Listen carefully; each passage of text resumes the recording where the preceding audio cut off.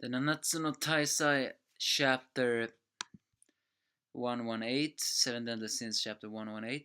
Still have a trouble to know what exactly I'm gonna write. Is it Nanatsu no Taisai or 7 Deadly Sins? I don't know. I honestly do not know. Either way, Gerard feel no sympathy for Ban for having done that because apparently she justifies it's her uh, duty as a master. But when the small fairy warns about what happened and she feels a tremor, the strange thing is when she goes outside, she actually recognizes that creature as a weapon of the demon clan. Again hinting that Gerard knows more than she is telling. No one of the demons said it's a demon weapon. No one of that. She knows more than she's letting on. And King is alone battling against that demon but can't. He's losing badly, but he refuses to die because he's gonna do Diana and everything. But Albino slashes the sacred tree in half, once again creating despair for the fairies. But uh, then he sees Bun, who apparently the the vine in him has been chopped off, unless that's a error. Either Jericho cut it off, or that he's still paralyzed.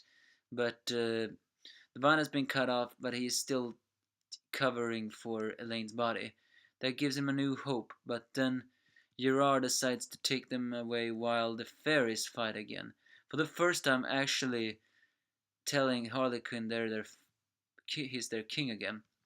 Gerard's saying though that as long as the king exists, the fairy clan will still exist. But Albino kills the fairies one after another. As the helmet gets in on uh, King, Helbram begins to communicate with him again. And he finally reveals something that we have been suspecting all this time.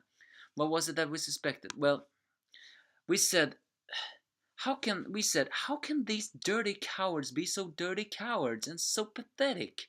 I mean, Helbram and King kicked ass, not to mention Elaine did it. And here he actually says why. Thank you! Finally! An answer! Apparently the Fairy King has become slothful.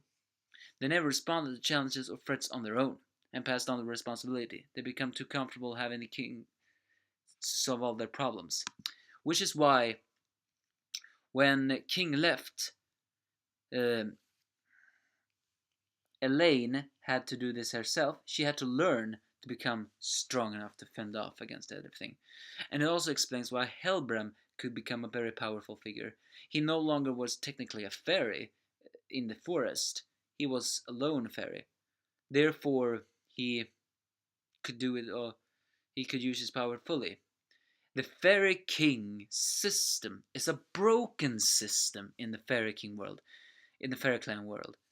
It works, but the fact that they all hide behind one simple, powerful entity has made them weak.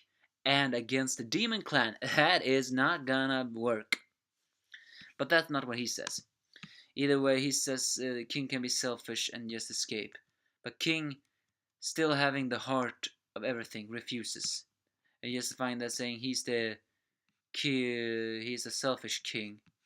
He then reveals that the sacred treasure is not at its full forms. He releases his power and tears off his nails, makes him bloody, saying that he's a selfish king and want to protect everything, including Diana, and also even Bun, who protected the one who saved protect his sister, or he says it like the one who saved the heart of my sister Elaine, who I couldn't protect, and who protects her even now. You too, Bun. And that reveals that he has escaped that trap and is holding her deceased body pretty seductively. And King then releases the true form of the spiritual beast Chastefoil. It's a gigantic spear that looks exactly like the sacred tree forest, and he fires inside the core of Albino and destroys it. Oh, sorry.